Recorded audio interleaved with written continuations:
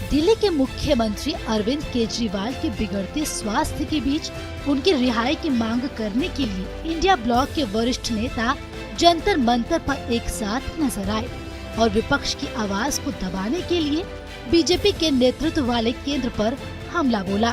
उन्होंने केंद्र पर दिल्ली सरकार के काम में बाधा डालने का आरोप भी लगाया है।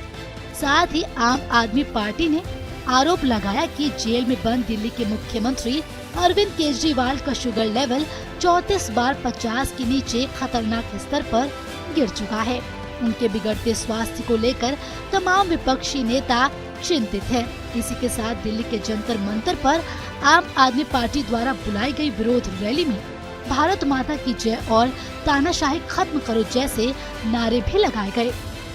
मंच पर पंजाब के मुख्यमंत्री भगवंत मान, सीएम अरविंद केजरीवाल की पत्नी सुनीता केजरीवाल और आम आदमी पार्टी के वरिष्ठ नेताओं के साथ इंडिया गठबंधन के वरिष्ठ नेता भी मौजूद रहे।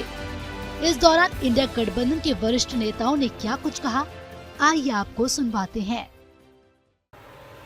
कि जनता उनके खिलाफ है और हमें खुशी इस बात की है।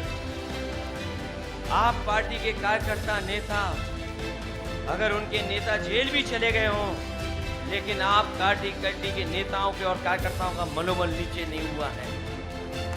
मैं उन्हें बधाई देता हूं। वो यहाँ हमारे साथ नहीं है अरविंद केजरीवाल जी, उनकी पत्नी मंच पर है, लेकिन एक एक कार्यकर्ता उनके साथ जुड़ा हुआ आज भी उनके साथ खड़ा होकर के उनके रिहाई के लिए लड़ाई लड़ रहा है। जहां ये सरकार एक मुख्यमंत्री को जेल भेज चुकी है, यहाँ हमारे साथी बैठे हैं, इन्होंने ऐसा अन्याय देखा है शायद लोकतंत्र में किसी ने भी अन्याय नहीं देखा हो। भाजपा और भाजपा के नेताओं को बस ये चेतावनी देना चाहता हूं कि अगर वे समझते हैं कि पुलिस प्रशासन के द्वारा वो विरोधी दल के किसी भी नेता को डरा सकते हैं, चाहे आम आदमी हो, चाहे कांग्रेस पार्टी हो, चाहे शिवसेना हो, चाहे नेशनलिस्ट कांग्रेस पार्टी हो, अगर बीजेपी में ये भ्रम है कि पुलिस के डर से हम पीछे हट जाएंगे, तो उनका भ्रम आज इस सभा ने तोड़ दिया है। प्रधानमंत्री मोदी जी, आप कहते हो आप 56 इंच का सीना है आपके पास। अगर 56 इंच का सीना है तो ईडी के पीछे क्यों छुपते हो, सीबीआई के पीछे क्यों छुपते हो? अगर इलेक्शन खेलना है तो आमने सामने खेल के दिखाओ। हमारे मुख्यमंत्री को जेल में डालकर, हमारे बैंक अकाउंट को फ्रीज कर आप समझते हो कि आप ताकतवर हो। अगर खुल्लम खुल्ला निष्पक्ष निर्वाचन अगर पिछले 2024 में होता तो वो विरोधी पक्ष में होते और हम सब सत्ता पक्ष में होते। अभी तक आप सभी अब तक समझ तो गए होंगे कि दिल्ली के मुख्यमंत्री अरविंद केजरीवाल को एक गहरे राजनीतिक षड्यंत्र के तहत जेल में डाला हुआ है। सबसे पहले मार्च में लोकसभा चुनाव से जस्ट पहले ईडी ने दिल्ली के सीएम को जेल में डाल दिया, एक बयान के ऊपर, बिना किसी सबूत के। बयान है एनडीए के सांसद मगुंटा रेड्डी का। मगुंटा रेड्डी सिर्फ एक बार सीएम से मिले थे।